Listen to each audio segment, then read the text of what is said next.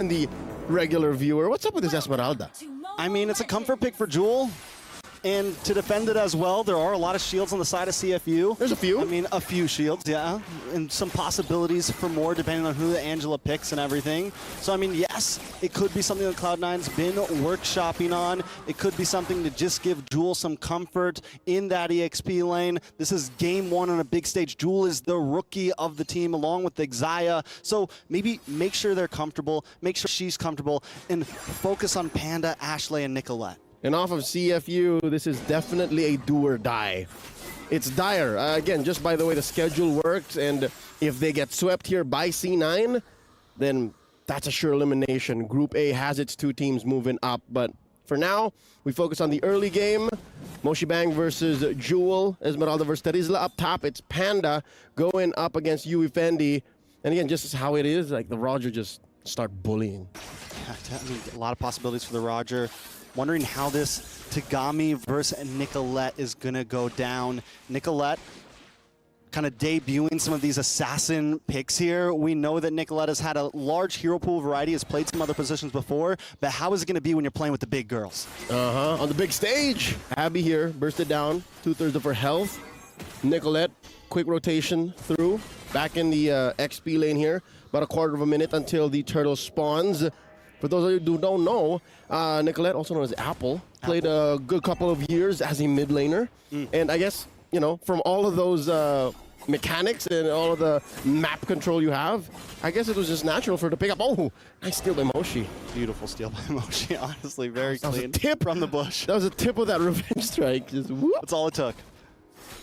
Into the bot lane, but both teams taking things slow. CFU knows what's on the line here. They know it's a deciding match for them. They need to at least secure a 1-1 here. Cloud9 also needs to kind of at least secure a 1-1 because they know what's ahead of them. Yep. Vega, the monsters of the group essentially, and here comes Cloud9 looking for the possible dive here. Big penalty zone on 3 members of Cloud9, but the damage does respond. Yue able to get to Earthshaker. Jewel goes down first. Nicolette looking for a target, gets caught up against the wall. This is big damage. Tagami comes in, gets the kill. It's 2-0. Cloud9 down. Single-handedly off of Moshibang's monstrous penalty zone. She turns the tide and is my personal MVP in that first engagement, which turns into a massive turtle here. SEC replay, seeing again the aftermath of that penalty zone. I think they missed the most important part. It was just a second prior to this, but this is the aftermath. This is the result. It's going to be huge. They're going to have to find a way to work around that. They're going to have to keep eyes on Moshibang. We saw the Terizla in previous games. Moshibang is able to pull some big moves off, especially early game. I feel like that's when Moshibang really shows up sometimes. Again, benefit of the doubt for Cloud9 looking at it optimistically. This is a line that takes a while to get up.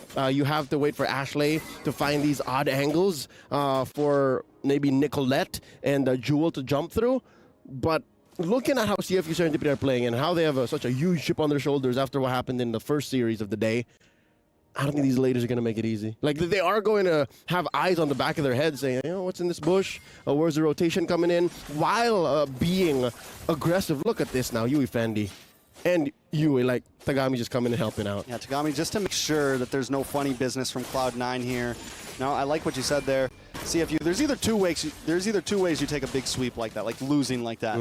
You either break down. It crushes you. It crushes you, or now you're angry, right? Now you're hungry, you know what's on the line, and you feed off that. And so far in game number 1, CFU is feeding off of it. Cloud9 needs to find the response. Turtle going to be up in 30 seconds. Jewel having a little bit of trouble against Moshibang in the boss side, and Tower goes down in the top side. That's a flicker forced out of Abby here, but I think that should be fine. You are looking at an Angela, relatively low necessity hero, like all she needs is her ult, and then she's in the fight, so she can keep herself safe there. Look at this deep cut by Moshibang.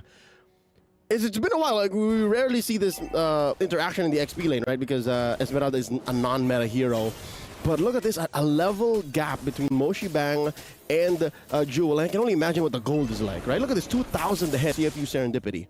Yeah, and a lot of it's probably in the pocket of Moshibang. A lot of it, luckily, Nicolette and Tagami, at least at an even leveling field. So it's a good thing for Cloud9 when it comes down to some of these neutral objectives. You do have the dashes, and look at the possible play Onto Yui Fendi here. Ashley, Xayah both hiding out in the bush. They get the pin. Yui Fendi looking for the getaway. A lot of damage onto Panda with the speedy light wheel. Out comes the heart guard. More damage. Can they find Yui Fendi here? Nicolette trying to lock on. Gets the kill. Yui Fendi goes down. It's a 1 kill, though, onto the gold lane for the Turtle. Was the trade worth it? I'd say it wasn't, but Cloud9 are just doing what they can, right? The fact that it being Yui Fendi makes it close to 50-50, makes it almost worth it, almost a wash. But I'd say CFU Serendipity are okay with that, just as long as they don't slip up and let these pickoffs turn into massive objectives. Because look, their map is pristine. All turtles their way, not a single turret taken out. Looking at the item game here, yeah, can't confirm that's almost 1,000 between Moshi Bang and Jewel. But yeah, no, interestingly enough, Nicolette is above Tagami. Yeah, which, I mean, it's going to be huge. It's going to be important, even with the death. Holding only 100 gold lead, but still could turn it into more. Cloud9 need to now, I mean, this is their time. They're going to hit a spike at some point, probably around like third turtle. They'll have a moment where maybe they can really do something. First Lord. But if CFU is able to really just give them the stiff arm here, it's going to be trouble. A little bit of damage onto Moshi Bang. Panda with the sidestep, able to get more shots onto Yui. But CFU are playing the macro game. They're taking towers. They don't care about fights. Yep, they're circling their prey as if they took the clouds themselves into the deep blue sea. The Sharks have taken another turret down bottom, and I appreciate what Jewel is trying to do here. Like, again, when the cat's away, the mouse plays, right? So when it's a free lane, you get that push in so that eventually the map opens up for Panda, which, by the way, we got to counter blessings. Panda hasn't died yet. As a C9 fan, as a fan of NA, as a growing and developing scene, again, this is the first time that an NA women's team has joined the MWI in its 3-year history. You kind of want to get what you can, right? Out of these small trades, out of this relatively silent part of the game, like entering the mid game, I think this helps Cloud9. I think just the fact that they're allowed to push a little, jockey for position, allow for Nicolette to take these buffs here and there, this helps Cloud9 maybe find their footing. Yeah, I mean, I think it's one of the reasons they went for that gold lane gank early on, even sacrificing the turtle for it, is give Panda a good game. Make sure Panda's a little bit ahead of Yui Fendi possibly, because Panda could end up being the big saving grace. They're already kind of locked into a mid-late game condition at this point, taking those few early deaths. They got to look for something. They do have the heal with the floor, and there's some possibilities there. But CFU, all they got to do is just keep pushing, keep playing these off lanes, keep playing the pressure. Don't force fights, just play for objectives. And now there's the last turtle of the game, scored by Tagami, and there's a fight. A lot of damage on Xayah, able to get some heal back though. In comes the penalty zone, able to commit ab, gets the kill onto Xayah. Ashley now in trouble. The electrifying beat's able to lock on, bringing Ashley down to about half health. Tagami still forcing the field, dancing with danger right now. Jewel gets the falling star moon, but unable to do too much. CFU got what they came for once again, another tower. Whenever you fight CFU, especially with this kind of lineup, it's never a fair fight. You're never thinking, oh, it's just the same 4 or 3 ladies. You always have to think of Abby. And the way that Tagami and Yui Fendi just kind of dove in there and just, all right, threaten these fights, if you even think of diving us, then you suffer the consequences of a puppet on strings. I think Xayah's not there yet. Xayah can hit the blooms, but their lineup isn't built just yet. Her heroes don't have the items just yet, the damage output, to make that heal make sense. Yeah, I think it's completely right? And I think overall, we're looking at Xayah, we're looking at Jewel, the 2 rookies right now on the team. It's their time to step up. They got to be able to do something. Here comes the diversion play. Can they lock on Yui Fendi here? The stun almost connects. Heartguard does come out, but the Lycan pounce onto Xayah, brings her down to about half health. Jewel now on the run as well. Yui Fendi doesn't want to give it up. Yui also looking for Ashley, gets a toss-up, gets a knock-up. Ashley actually able to use the Purify, just dance around that, get some damage back. Jewel now get involved as well. Nobody goes down on either team. That's a pacifist run, just putting enough damage on a Cloud9 to force them back, and they eventually do get that push down bottom. CFU Serendipity shrinking the map up. I'm wondering, now that Xayah has moved over the bloom to Panda, the Panda, does that mean it's go time? Does she have the items? Because it's going to be much, much difficult for her to get some farm in. They have to wait for these waves to crash in. And Nicolette versus Tagami on the top side. Nicolette having a little bit of trouble. Electrifying Beats comes out. Nicolette gonna go down. Tagami, the Shinigami, taking kills by the minute right now. It's 2-0-1 for her, and with that heart guard, Tagami can do whatever she wants. This is the perfect jungler that's slightly out of meta that fits this lineup well. You got an Angela on you. Anyone diving can really help. This puts Ashley's job a very hard one as the mid laner, because as the Lu Yi, you're the one who wants to find these odd angles to put your opponents in a very uncomfortable position. Quick, easy lord here for CFU Serendipity. Now, when you have an Angela, when you have a Roger, when you have a Joy, suddenly Predator becomes prey. It's like they can't even live in their own jungle now. Look at this. The Sharks are on the prowl right now. They're aiming for the sky. Cloud9 looking a little shaky. Panda still not taking a death, but when does Panda finally do something? Big penalty zone, locks onto Xayah. Jewel taking a little bit of damage. Panda trying to pop off. Jewel still in the midst of it. Able to take a lot of shots to the face. The heal comes in. We're seeing some possibilities, but still not enough. Cloud9 unable to output. They can survive, but no output. Yep, they can kite, but can they kill? I think we are, baby, optimistically, like 3 or 4 minutes away from that. Quick item check. You do have 2 items on Jewel here, so I think she needs like 2 more to be able to tank up even more. The Trinity onto Nicolette, and just 2 items on Ashley here. Not even the Trinity on Panda yet. She needs a double time, I'd say. she just got the DHS. Finally locked in. 11 minutes in. Does this mean Panda can finally start outputting? We are seeing Jewel start to be a bit tankier in that last fight, but still CFU, the way they've been playing with this macro game, taking towers, they don't care if they don't get a bunch of kills. It's 5-1 right now, and they're controlling the game. That's right. They're a sledgehammer. They don't have to see results immediately, but as soon as they see cracks, and boy, oh boy, 5-1, 5K ahead. If that's not a crack, I don't know what is. They'll just keep going, you know, just keep working at it slowly but surely to break down Cloud9 in game 1. But the fact that this is going much slower than we expected means C9 has a chance. C9 can actually just force fights like this. See, Moshi Bang put down half health, and you see here Abby isn't even thinking about it, throwing it on Yui Fendi, not Moshi Bang. Maybe a pickoff, much like what Falcons Vega did to CFU Serendipity early on, game 2. Maybe that could be Cloud9's ticket out of here. Yeah, Cloud9 just kind of needs that big play, the big turnaround. And they've been buying time well. They were able to get past the first Lord without losing a single inhibitor. CFU, though, I think they know this, right? And they know, okay, we got to make something happen here. We got to make something shake, because it's true. If Jewel gets out of control, if Panda gets out of control, if Ashley's able to make some cheeky plays, it could be a problem. So the longer this goes, the more Cloud9 starts to have I mean, it's not like a game ender. If they get to end game, they still need to pull it off, and we don't even know if they're capable of that yet. Yep. But CFU definitely knows there is a clock ticking. Yeah, long story short, Cloud9 has to find a way to be on the offense. 5-1 here in a very slow-paced matchup just shows that the team that's in control is definitely in control. If Cloud9 can find that odd angle from the back line, maybe take out... this could be it. Oh, nice feint. Yui checking in. If they can do that again while Yui isn't checking these bushes, that might be the start. We can talk about a comeback. We'll see. It's still 1-5 right now. Positions are being held by both teams. Cloud9's taking things slow. So it seems like they do have a bit of a game plan here, but CFU also not scared to let this drag out. They're not rushing anything at all. Possible heart guard onto UA Fendi here. And look at the positioning from Abby. Always just hanging out in the back, going for a purple buff right now. Never showing herself. Hanging out, never showing face at all until the heart guard comes through. They're going to be able to take this Lord. Yep, she's making herself scarce, and that's what you do. The conceal here, coming in from Yui. They're wailing away. A lot of damage thrown out. Impressive. Okay, so there is some potential. Ashley can, maybe given the chance, 2 to 3 seconds of free hits with her spells. Yeah, you get a couple hits, you match it up with, and then you also get some of the bloom shots and everything. Yep. You get some of the stuns. There's some possibilities there, but CFU, they didn't overcommit. They are also playing so cleanly in a sense of like, we got Lord, let's back off, let's wait for the push. Yep, so again, the attempt by Jewel. And again, Xayah, all she can do is just watch the map, right? Now that's her best practice right now. Much like Abby, but you flip the coin over.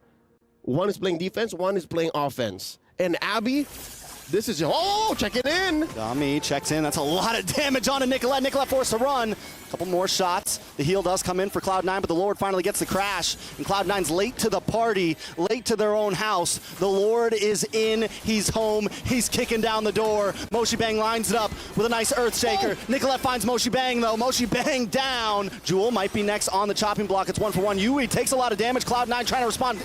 Panda popping off with a speedy light wheel, able to get the shots off. But in comes Tagami, the Shinigami, reaping death. But Nicolette stops her in her tracks. It's chaos. It's disaster. And Cloud9 comes out happy. It's the first big clapback from the team from North America. Cloud9 trades 3 for 1. Here's the SEC replay. Could have sworn that there was a plan from CFU Serendipity to actually end it right then and there, but C9 played the rope-a-dope very well. You see how a lot of them are very low, and how Nicolette just skedaddled out of there. She could have gotten punished, but nay. She says, I'm going to try to play for a comeback, and eventually she gets her purple buff again. That ice crown, the ice crown. The winner crown. Winner crown, foo. Nicolette hit it in the middle of the battle, was able to sidestep, then get the kill. So good mechanics. Something we were wondering if Nicolette was going to have. Maybe she's getting some rust off herself. Maybe she's getting a little more comfortable on stage. Because remember, none of these girls have ever been at something this large before. Not like this. Not even back home have they been on a stage before. So this is a big step in the direction for Cloud9. Can they pull it off, though? Because CFU, man, they almost took that game off of Vega. They look tough right now. It's true. They called this the group of death, and that holds for almost everyone. We haven't really seen it quite for Falcons Vega, but who's to say? Who's to say? We haven't seen all the matches in Group A just yet, but right here, right now, 16 minutes in, 6-4, Cloud9 are putting up quite the comeback, possibly. Ooh, conceal play. Winter Crown does come through for Ashley. Gonna get knocked up here, though. Taken out. Yui Fendi able to get the kill. Penalty zone just misses. Can they get the response to get the trade at least? Cloud9 finds it. Panda able to pop off. Yui Fendi still playing the distance, though. Heart guard still locked on. Look at the damage on a Jewel. Jewel able to just get away. It's 1 for 1. But CFU they're gonna hightail it back to the Lord, not try to push it too deep. I wouldn't say that's the safest thing to do right now. Because look, I think C9 knows that it's time to hustle. All right? The few weeks or months that they've been together as a full-on team, in the guidance of their coach, knows that, hey, we got to take it step by step, you know? There are some fundamentals, some things that you got to do, basic protocol. And so far, Cloud9 have been checking off these boxes. Like, again, having seen multiple MWIs casted at last year's, this is at a level where I can say it's pretty competitive. Coming from a team that has been together for a while, in the Kamai, in the CFU Serendipity, going up against C9, first-timers on this big stage. I am impressed by what I'm seeing. Definitely holding their own, and with Ashley back on the field, they can fight for this Lord, and CFU knows it. You said it might not be safe to rush it. They knew it. They made the call. Now they're just playing the distance again. I think they kind of want Cloud9, hoping that Cloud9 might slip up here, make a mistake. Jewel, though, she's tanky right now, man. She can finally hang out. The Esmeralda's starting to pay off a little bit.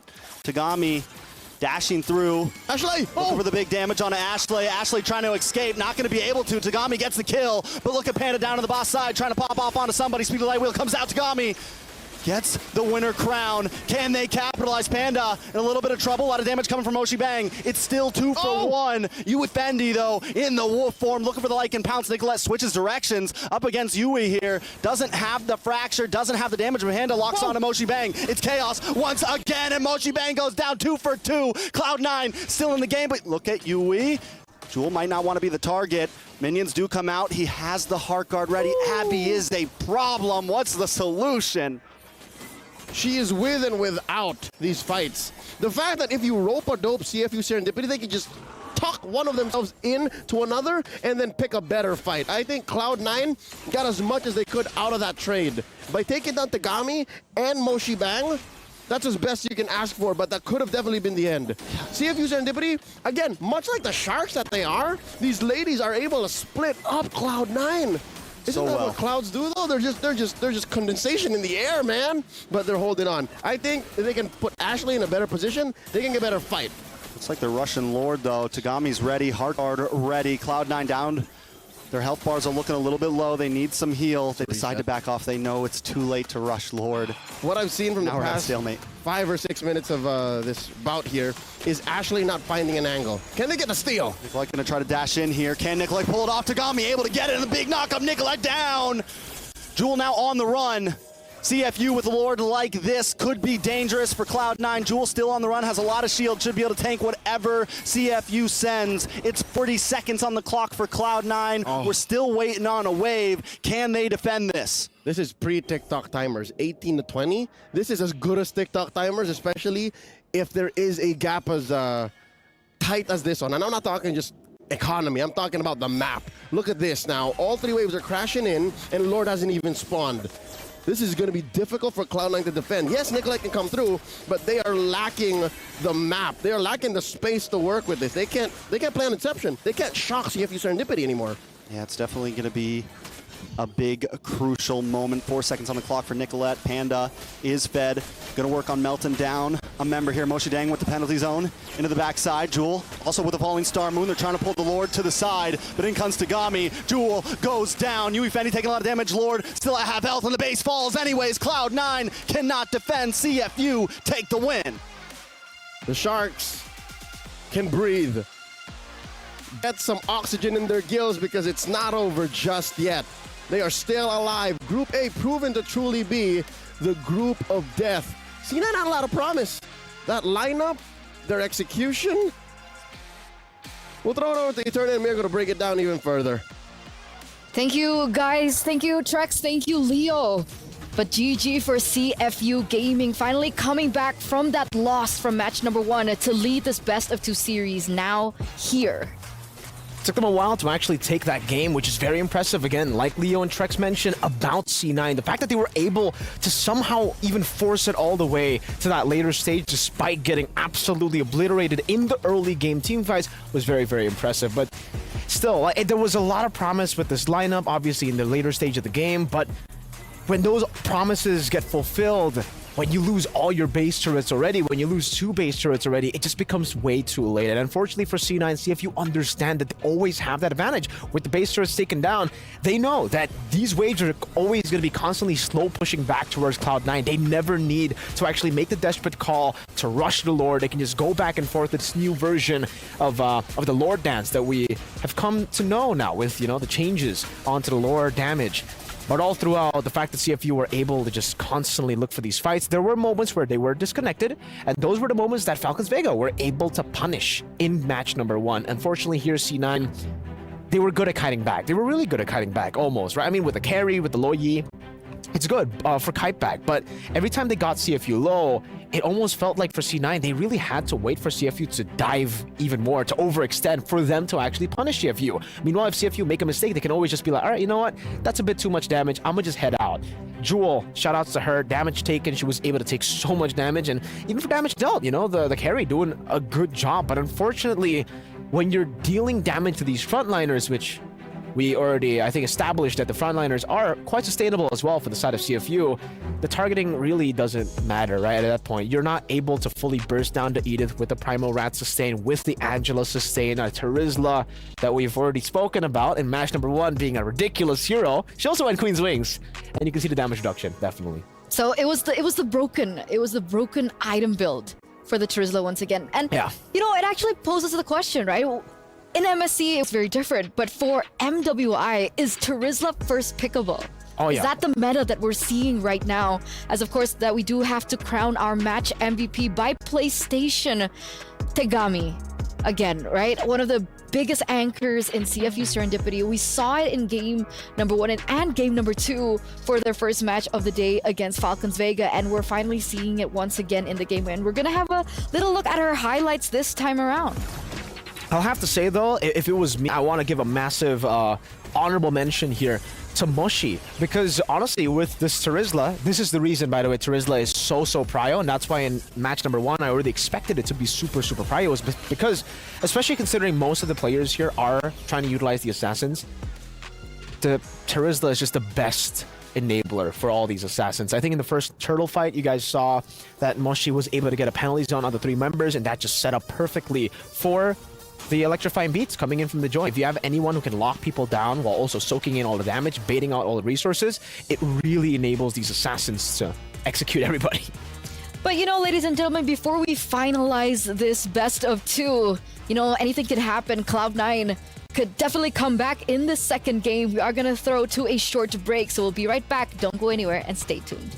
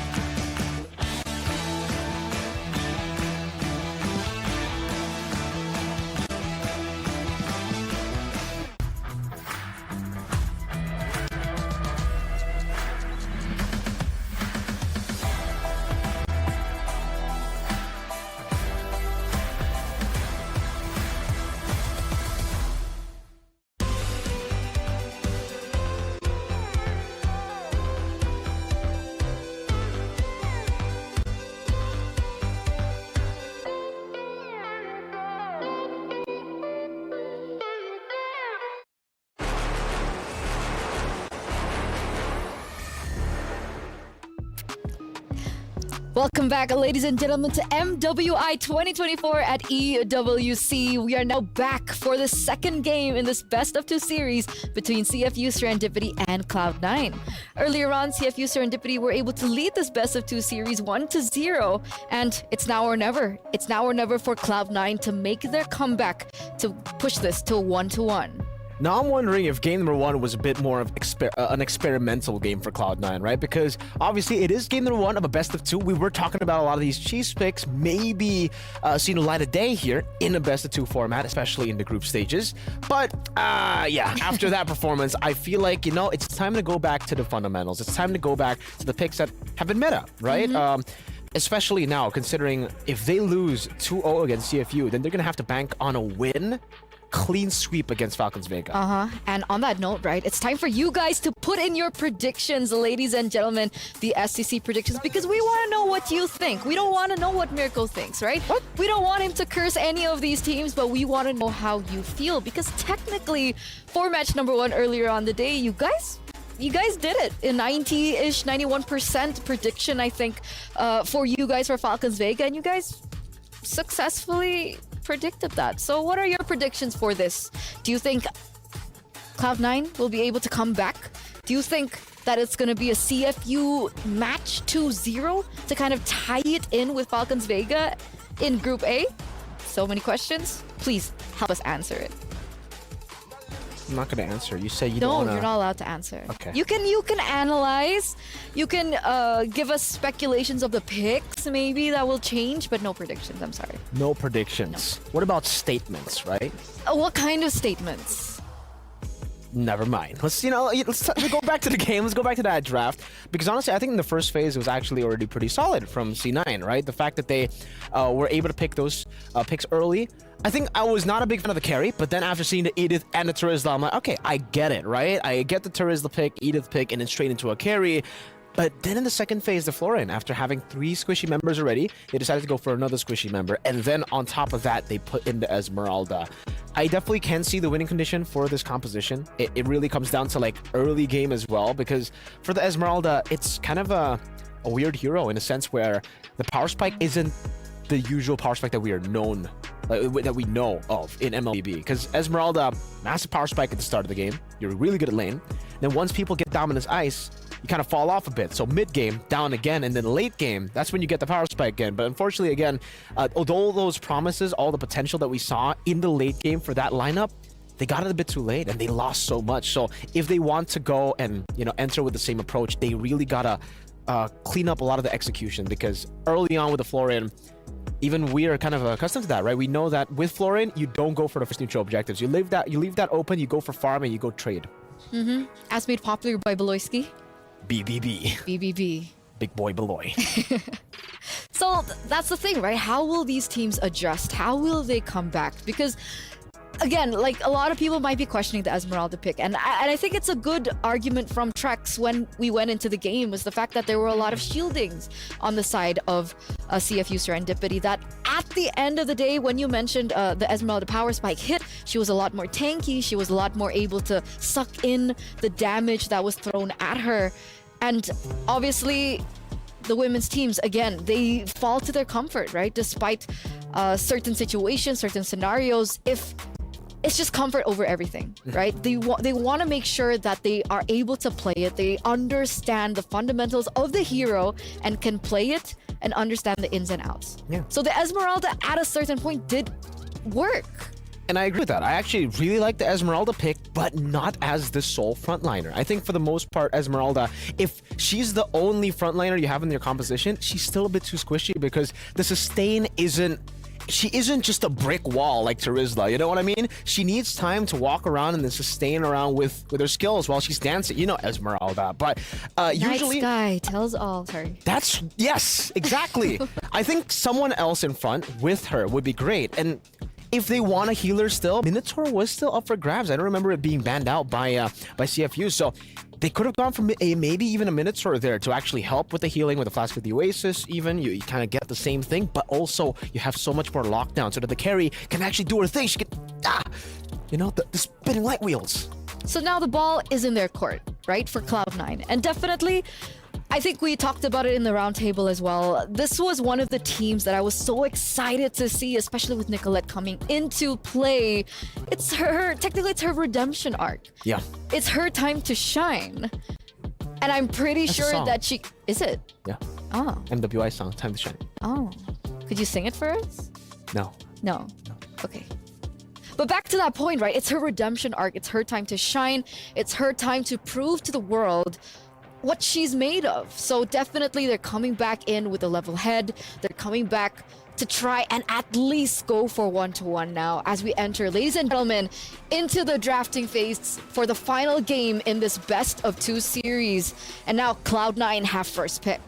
See, this is what's scary, Eterna, because, blue side has had such a massive advantage, but in that game it was C9 technically with the advantage, because they were the ones to leave the Loyi open. They were the ones to pick it up for themselves. Loyi has been phenomenal, even in MSC, and usually you pick it up, you get a big advantage. 100% win rate. 100% win rate, exactly. But now that C9 has lost on the Loyi, I'm actually going to think this is what I would do if I was in CFU's position. I'd be like, all right, let's not ban the Loyi. We saw what the Loyi could do in game number 1, and honestly, it was not much. The diversions wasn't being capitalized, wasn't being used by any of the members. And again, it's not their fault, because who's gonna take it? Florin? All the other squishy members? Carries? Solo? Flanking? Yeah. I don't know. It just definitely did not fit with the composition that they had. And CFU, it seems like they are taking that route. Maybe even the chip. Knowing how C9 has been playing in game number 1, maybe they leave the chip open because then they're forcing C9 to pick up the chip or give it over to CFU. And I know for a fact, if chip gets left open, CFU will like that pick. Oh man, I've been hearing so many things when it comes to CFU, not just the women's team, but the men's team as well. So they definitely have been sharing a lot of their strategies. Chip, their combination, they know how to play the chip. They're chip FU. And the, and the thing is, like, even despite that fact, right? Chip is just so good in this current meta. Yeah. Because if you want to go for heroes that like to split push, if you want to go for heroes that like to play in the far lane, like assassins normally do, especially when we get into that mid game to try and control these side lanes, the chip just does so well. Has so much advantage to go in and make those plays happen, the pickoff plays from happening. And it looks like the chip has actually been left open up until this point. Suxin gets banned in from C9, and CFU have opted to take away the Terizla to try and have a more level advantage in the EXP lane. And do you think with this, Yuzong might be the choice that they go for? First pick? Not too sure if it's going to be first pick. No, but or like if they banned out. generally for the EXP lane. Yeah, I guess that definitely will be one of the choices. I think in MMSC as well, when the Terizla gets banned out, we usually see It's open. Zong. But they go for the Angela ban. It is open. It is up for grabs. They can go for the chip now. Will Cloud9 steal the chip away from CFU? Will they trade it out with the Luo Yi? Will they go for Roger? Because technically Roger is still up for grabs. And again, it was completely ignored in the first phase of game number 1. CFU didn't pick it up, but they picked it up in the second phase. C9, they're definitely going to have to think about that because it's a great flex pick. It doesn't matter if you can only play it in the jungle. It's still very prio in that jungle. I mean, technically Luo Yi has also been opened up. Yeah. Right? Do they want to go for the same approach as they did in game number 1? Sure, it didn't really work out for them, but that burst potential from the Luo Yi in the early stage of the game is still something to fight for. But they go for a different route. No chip, no Roger, no Luo Yi. They go for the Ruby instead. So this time, they do have a setup hero. They do have a hero to make the plays happen. Yeah. Trying to anticipate the chip pick or a Luo Yi pick here to try to go for it, but I think it is going to be a chip Roger here. For the side of CFU, we're talking about how the Roger should always be prioritized. You know, we have seen that many times before, and now for CFU, knowing that the Edith is not up for grabs, the Angela, the Terizla, they will just go for the Roger, but they don't go for the chip. Maybe they're trying to read out or trying to feign out. I don't know. This might be overthinking, right? But maybe CFU, they think C9 didn't pick the chip, so they have no intention to pick it up. Maybe we just go for a mid lane first, like a Vexana, and then end off the first phase with the chip, knowing C9 will probably just go for a counter. It's a good priority lane as well, right? The Vexana. She clears really quickly. Obviously, still a little slow in comparison to a mid laner like the Lilia that we still have yet to see and come through here for MWI this year. But Vexana, a really great pick, a really good option to go in when they want to try and control the team fights. So with the Hayabusa also left open from the first stage of the game because they opted for the Suxin ban, the Hayabusa does come through alongside the Faramis. Whoa. Faramis and the Hayabusa. A few picks now that they can go for would be like, I mean, they could go for big setters like the Tigreal and the Minotaur, or they can still try to utilize the chip. With the Faramis, you want to try to usually clump up in these team fights, so if you have prio around the map just with the teleport, with the shortcut, you can still try to outplay the Faramis, but Faramis is known to be a very, very good counter up against the chip, so you can already see for C9, they're trying to deny the chip picks by picking up good picks against the chip, like the Ruby, the Faramis, so they'll just go for the Minotaur. Like I said earlier, the Minotaur is a great setter, great punish. You can react to almost anything, and also you can engage. You also have the sustainability, great all-rounder. I mean, technically, Ruby is still flex, no? It is still flex. We've seen it flex in like the men's scene. Yeah. But for the female Cram, scene... XP. Exactly. So if they still want to go for chip, couldn't they technically still go chip Faramis? Yeah, I think for C9, they can definitely go still for that. But, I don't know how comfortable they are on the chip. The main concern for me is still that, right? Because on the Luo Yi, it also felt like they were really too comfortable taking these big diversions on to go for flanks. And I don't know. At this point, I think for the Ruby, it's probably going to go Robe, not XP. It's an Atan ban though, so they're already taking away a hyper carry from Cloud9, someone that can actually utilize the chaos that Hayabusa, Fermiz, and Ruby can create in the map to get some space. But like you said, Eterna, the Yuzong could be a very good choice, and that's why Cloud9 banned it away. That's probably the next best thing when it comes down to the XP lane, when you can set, sustain, fight, tank up damage, and deal damage. That's something Yuzong specializes in. Yeah, banned down. Now the X-Borg too, so... Oh. Huh. Wow. Planning for a tanky XP lane, I'm guessing now. Who would that be? I don't know if they... I mean, technically with the Minotaur and the Vexana, Arlet is a great pick. You can also go full tank on that Arlet and still get countered by the X-Borg later on in the mid game. Yeah, I'm thinking Arlet right now with the Minotaur and the Vex. You get so much value out of the CC that is already there. I wonder if C9 are sniffing this out, but no, they go for the Harith ban instead. Trying to push the tempo and trying to push this Roger into the jungle. And again, right, for CFU, it's still a big flex. Yep. Who's going to be in the gold lane? Who's going to be in the jungle? The Roger is still a big question mark, but here it is. Will Arlet be placed in the EXP lane now? Because technically, wouldn't you go for the flex for the gold lane and the jungle at this point? Yeah, I think going for the flex would make sense, but technically they can also just pick up a Claude here, because for Cloud9, they haven't picked up a Claude just yet. They need someone in the weak side of the gold lane to actually cover up. They'll go for the Arlet first, and I guess, yeah, they're really just going to try to utilize that flex from the Roger, because even if Cloud9 go for the Claude, they already have the Roger. They can flex into the gold lane. That's a winning matchup. The Harith has been dealt with by C9 themselves, so there's not really much risk for CFU right now to just go for that Arlet. Thinking about C9, I'm thinking Claude Moskov. Those are the only two picks, I guess, that are up for grabs. Moskov, maybe a bit too risky. You might need that blink, but even then, I don't know. This is like, you choose your poison. Moskov survives better in lane, but in these team fights are a bit more vulnerable. Claude is the opposite, right? He does better in these team fights, but in lane against a Roger, you get bullied quite hard. Panda likes Moskov. Panda likes Carry, and Panda likes Roger. But it looks like that Lolita and that Carry will come through. The Carry, once again, another comfort pick in for Panda. And the Lolita. Why the Lolita here? Try to push back some of the... I think they're... Wait, so Ruby XP? Yeah, so it is going to be Ruby XP. For Jewel, the Lolita pick is really because I think they're anticipating another gold lane or another marksman to go to the gold lane and Roger in the jungle. So trying to capitalize on the three ranged heroes that CFU has. But again, this is why the flex pick is so valuable. This is why they picked up the Arlet first instead of a marksman. Now they can adapt. They can go for an assassin in the jungle. It's not, I mean, technically it could still work. Something like a Nolan in the jungle could still work. Heck, I would say with how much damage they already have here, if they want to go... Lancelot! I was about to say, if they want to go utility, the Arlet could still go like hybrid damage and also tank, but they go for something even crazier, Lancelot. So take those three debut picks, right? The Lolita, we have the Lancelot. Fermiz too? And the Fermiz, exactly. And Arlet, so another debut in MWI. Man, these picks are getting even more interesting, even more spicy, and everything is on the line for C9 right now. Everything is on the line for the North American representatives here at MWI. Trex, you shaking now? I'm gonna turn up, but whoever is the better team will win today, because this is the heart of esports here.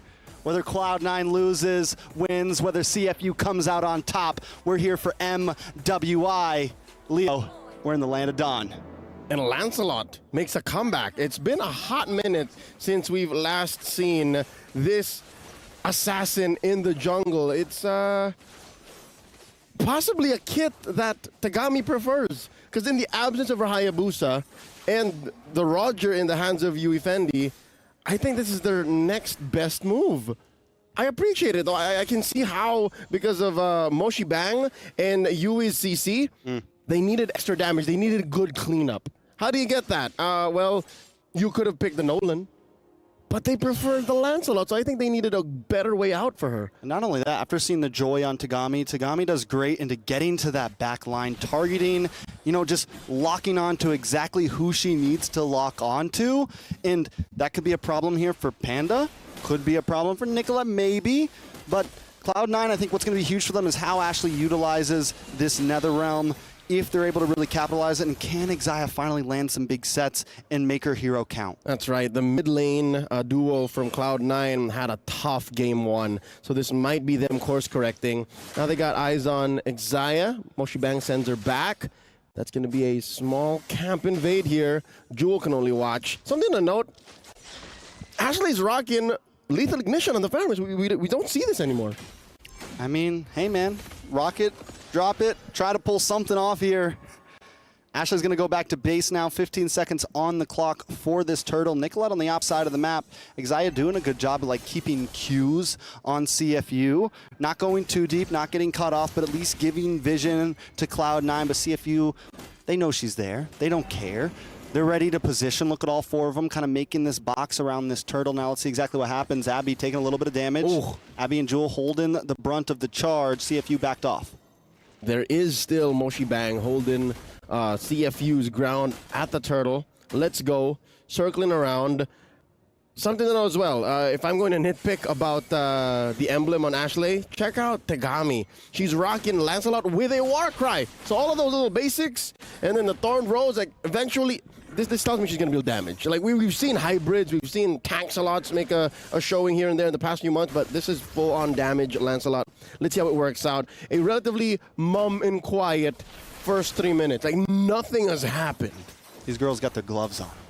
They're stalling right now, waiting. The mitts are on. The mitts are on. The gloves are on. They're ready to throw some punches.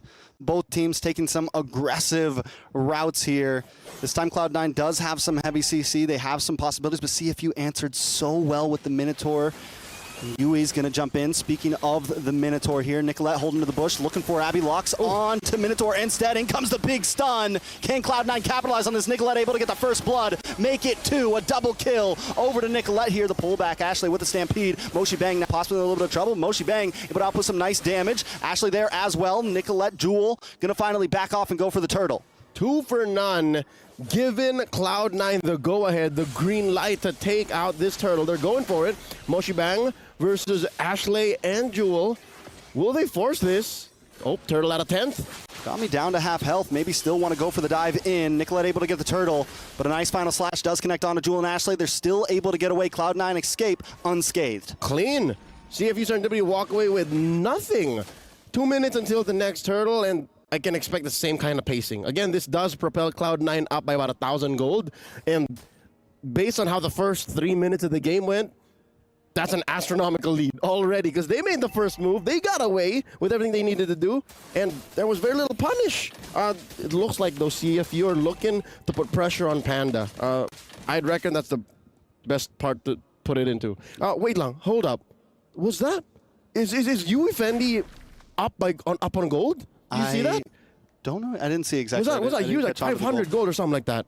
It's it's definitely possible. You know, the Roger's got great poke. He's able to maybe even force him. Panda seems to be a bit more of the safe player. We're taking a look at gold now. Yui Fendi up about 200 in gold right now. So Panda not too far behind, but definitely Yui Fendi has gotten a couple extra last shots in, maybe denied Panda of a minion. A lot of action has been down on this boss side. We haven't been able to see them too much. But in terms of XP right now, Panda's a little bit up. So definitely there's some trading going back and forth up in the top lane. And this has been even from last game to now, it's been a nice fight between these two. We've seen a lot show up from both teams. Panda last time wasn't able to have the space to capitalize. Well, they have it now. Nicolette with the quad shadow. Yui Fendi, we've seen this position before from Xayah and the rest of the team, punishing down on Yui Fendi, but this time he's not going to let it happen. Oh.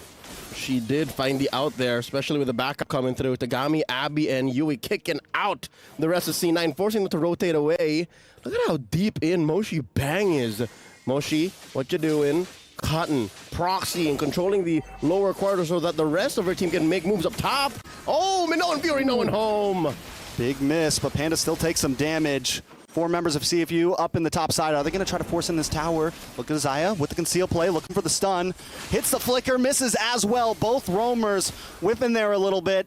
And now both teams are going to be forced to back off. It's a lot of ultimates down. Going to move down to this turtle. Jewel's already waiting for it. A swing and a miss. Both also committed their flickers. So that's tough. Like, that is 2 minutes of hard engages, honest to God. angles that you gotta find. Still 1,000 between these two teams. C9 and CFU Serendipity back at the Turtle Pit. A post light, setting it to reset. Xayah spotted out, forced out of the Pixel Brush. And Tagami, I'm wondering if she's thinking purple or turtle. Purple or turtle. I think she can buy time. This is enough time to go purple first, because I think they got the go signal that Nicolette is also still just farming up. Yeah, Nicolette makes the same decision, but Tagami's not going to go for this orange, right? Going to have to commit. Nicolette's there as well. Jewel able to get a little bit of a stun on Moshi Bang. Ashley Xayah looking for the angle as well from the mid bushes. Now Turtle into the hands of CFU, but Nicolette loves this bush here. Wants to hang out. Target on Moshi Bang. Gets the shadow kill. Not enough damage though. Netherrealm does come out, but the big knockup. Tagami able to secure that Turtle. Now Nicolette brought down to about half health. Firing back onto Tagami. Tagami trying to puncture through, puncture away. Cloud9 loses the Turtle, but nobody goes down. Despite the Cloud9 collision, I call it that because they just want to ram themselves into all 5 members of CFU Serendipity. CFU made themselves scarce. Like, that could have been definitely much worse. Now wait, 1v1, Jewel versus Moshi. Oh, Moshi starting to get better. Jewel doesn't have the minions to get the health back. Oh. Sickle versus Spear. Sickle versus Spear. Oh, neither lady walking away with a W, and that's how most negotiations work. If neither walk away happy, it was a good deal. So it's a dead lane down bottom. What about top? That's a 2v1. Xayah about ready to make her way there. There's a flicker back up on both of them. I wonder who's going to hit it this time. But the rest of CFU now showing up. They're going to be able to take this tower. Panda not going to play it too dangerous. Does get the stun onto Yui. Panda lets it happen. All right. They all retreat. That was a 4v4 waiting to happen. Possibly a 5v5 because Tagami was a little way off here. She is hitting level 11. Let's see now. She's down 500 gold. Which is good for Nicolette, right? This is where the shadows allow for faster rotations compared to the dashes on the lands. Yeah, I mean, I think the dashes come in play really well in team fights, but when it comes to the jungle, I definitely think Nicolette, and we already saw even in last game, Nicolette was great at farming, great at, keeping up with Tagami even when the team was losing. She knows. So now we're seeing it really pop off here, but Nicolette maybe needs to look for some pickoffs at this point to try to make this lead a little bit more. Yeah, she's got a rhythm to it, and I think what she's doing is she's leveraging the fact that she can rotate faster, get far more efficiently than Tagami, but let's see, they are looking to collapse down here onto the bottom. All right, eventually we'll get pushed in. Moshi can't take down. Oh, she saved the turret, but for now, that worked out. Oh. A lot of damage, though. I'm offended. Does luck on Moshi Bang, and all gone. Shadow kill comes in. One more shot. Nicolette unable to secure it. Force it back off, and that's another ult down. Cloud9 might have to buy some time. CFU, though, knows the damage there and isn't going to force this Lord either. Yep. In the realm of ults from the meta assassins right now, Shadow kill takes a while. Shadow kill might as well have been an eternity if nothing comes out of it. Like, you got to reset, find another angle, maybe after another huge team fight or a trade, and then it comes back on. See, look, I've been ranting about Shadow kill. It's still up. Jewel gonna be in a little bit of trouble. Yui Fendi able to get the kill there. Cloud9 trades it for a tower up top. This time Cloud9 playing some more of the macro game. Minions coming down the mid side as well, but CFU now with a man up, a girl up, I should say. They're gonna be on this Lord. Xayah looking for an angle. The knockup does connect onto Abby. Nicolette into the backside. A lot of damage onto Abby. Able to secure the kill. Lord down to about 10%. It's going to be a 50-50. Tagami comes out on top of the coin flip. But now Moshi in trouble. CX Panda looking for the kill, looking for the takeout. Ashley able to secure it. Nicolette looking for one as well. Yue goes down. 3 numbers drop for CFU. Cloud9 going to be able to come out on top even after losing the Lord. The apple of my eye. A plan well executed. Amazing team fight. Amazing collapse. Sure, Tagami walks away with the Lord scoring it for CFU Serendipity, but at the end of it, what do you get when you lose a chunk of the map? Because Cloud9's gonna run roughshod. Look, they're gonna push down bottom. Panda left a lane up top. Even if Lord is there, they can get to it eventually, and then they're gonna try to push in mid again. Look at this now, 3K ahead. C9 up on CFU Serendipity. Items-wise, again, say what you will about that team fight dash, but when you're down about 2K gold like this, it's hard to think of how else Tagami can affect the map. Besides, again, objectives and team fighting. I definitely agree. I think one of the saving graces here for CFU, Moshi Bang still holding a gold lead over Jewel there. And Moshi Bang's just been able to tank around, get some of these big final slashes, and it's something that Cloud9 consistently has to watch out for. And even there, they know they're going up top. They know Cloud9 has to defend Lord, and what does CFU do? They cut bottom lane, they open up space for their minions to get there, and they get a tower. So even though they lost out on the Lord, they still found something in the chaos. And it just goes to show they always have a macro mindset. CFU just doing wonders with it. Yep, and I think as soon as Cloud9 transcends to that level, because again, they're winning team fights, they're winning trades. As soon as they're able to turn that into a macro movement, then CFU Serendipity might be looking at checkmate. But for now, they're clawing back. It's giving comeback as it is. Moshi Bang checks in with the bush, spots Jewel, and Xayah there. Oh no, 1v1, could this be? A lot of damage on Agami. No shadow kill. Yui Fendi able to get the kill on a Nicolette. The shutdown, putting a nice chunk of gold into the pocket. CFU now looking for the takeoff, looking for the moment, looking for the engage. I'm offended, connects onto Yui. Xayah gets the stun. Whoa. Can the team follow up? They get stunned as well. Unable to fully commit, but now they're locking on Panda with a speedy light wheel, trying to get some free shots. Tagami on the run. Panda needs one more and finds the kill. Tagami down. Moshi Bang might be the next on the block. Chop, chop, chop. But wait, the final slash. Panda unable to connect. Finally gets a double. Finally looking for the triple, but Yui Fendi and Yui don't want to give it up. Cloud9 finds something. It's a 2-for-1. Can they take a tower too? And suddenly it comes to a stop, stop, stop. Here's the STC replay one more time. I could have sworn Nicolette was going to get it, but here comes the cavalry, the sharks of CFU Serendipity. They overloaded Nicolette. She wasn't even expecting. Oh, what? There were 3 in there? And I'm not so sure, but there might have been a Minoa and Fury committed. Is this real time? Are we looking at real? No, it's still the replay. It's the aftermath of that fight. And that's Moshi Bang looking for the chop, chop, and then the stop. They eventually won the trade still. So what I'm trying to say is Cloud9, the thesis statement is they love team fighting. They're winning most of their team fights, save for like weird pickoffs. Nicolette was out of her breath there. But as soon as they can turn it into huge conversions, then we're talking. Then maybe we can see a 1-1. Thesis statement, Cloud9, bringing the very young team essentially, right? Barely young team months in NA, old. but they're bringing that old school young team NA vibe, loving team fights. We want to clash. We want to try to win in micro mechanics. How far will that take them though? They did just get the push on the top lane. If they're going to get the outplay here, I think this far in the game, that's just how they have to win it, right? It has to be the big team fight. The Ohio brothers. You were naming American teams. I just had it to get in there. But yeah, you're right. It reminds me a lot of a young team from 2021 who made it all the way to 3rd place in the World Championships. BTK played a very similar play style, and here now I'm seeing signs of that, little hints of that in Cloud9's play style, but they gotta bring it up. If they can turn this team fight excellence into a Lord here, then CFU Serendipity might be staring at a base defense. Very true, and Cloud9 knows they're on the ledge. We saw the reaction from Nicolette. Just shows how invested into this she is. But CFU always keep their cool, man. Even when they were behind against Vega in the previous game, they still seemed to keep their cool. They came into this series feeling good about themselves, ready to play. And all they got to do is get this one win. They're 3,000 gold behind, but just a few minutes from possibly, you know, maybe securing group stage. That's the Kamai cool in play. They're just waiting. Check this out. Not even shaken with the Lord dance. Yui jumping into that river brush. Here comes Tagami. Yule takes a lot of damage. Thorn Rose does come out from Tagami. They're able to create some space. Nicolette's the one playing the macro game now. Was up in the top lane for a second. Going back down to the mid. Looking for a way around the back maybe. Huge. Cheeky play onto somebody. Huge rotation. She's keeping herself scarce. No one knows where she is. Not even Moshi might have seen her. I think she's good, yeah. I think she's in a safe spot. And C9 knows she's there this time. Cloud9 pushing CFU back. Nicolette wants that revenge kill onto Tagami here. Thorn Rose comes out. Nicolette not going to force it this time. Goes down. They get the Lord. Well played. Amazing.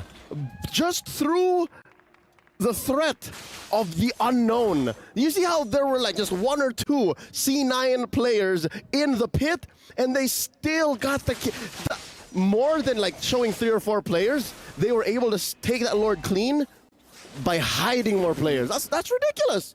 By hiding players, you got away with more, and you got more than if you were honest about it. This is a new aspect of the Lord dance that we've seen, and C9 are putting it into Beautiful execution. They're now up 4,000 gold. CFU Serendipity, again, they're staring down on a Lord defense. Best case scenario, they don't lose inhibitor. Worst case, they lose like 2. Definitely could be trouble in Cloud9's shown. I mean, this is Cloud9's time to shine. CFU, no place to run. You're forced into a team fight now.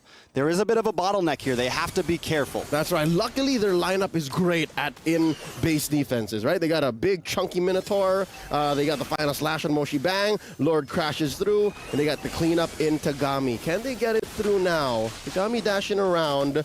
Yep, that's a second inhibitor in mid. Zaya's being so patient with this Numen on blast. Not going to waste it. Jewel holding down the front side. They get 2 inhibitors. Nicolette locks on. Moshi down. In comes Minoan's Fury. Nice response. Ashley to bring out the Netherrealm. Tagami taking a little bit of damage. Pops the Thorn Rose, but an I'm Offended locks in. And Jewel finds Yui Fendi. They're going to lock onto the base. Panda unloading right now. They don't even have the minion, but they're going to try to force this in. It's nothing but Abby. Cloud9 showing CFU it's not over yet. We are mere moments away from a 1-1, and here we are. The group of death lives up to its name. C9 takes it to 1-1 against CFU Serendipity. What does that mean, Leo? Big possibilities for a future tiebreaker in this one. We might see Game 3 eventually, but Cloud9 shows up. They had a rough draft, a rough game in number 1, but just like CFU proved themselves in Game 1, Cloud9 responds, and the group of death definitely prevails to hold its name. Word of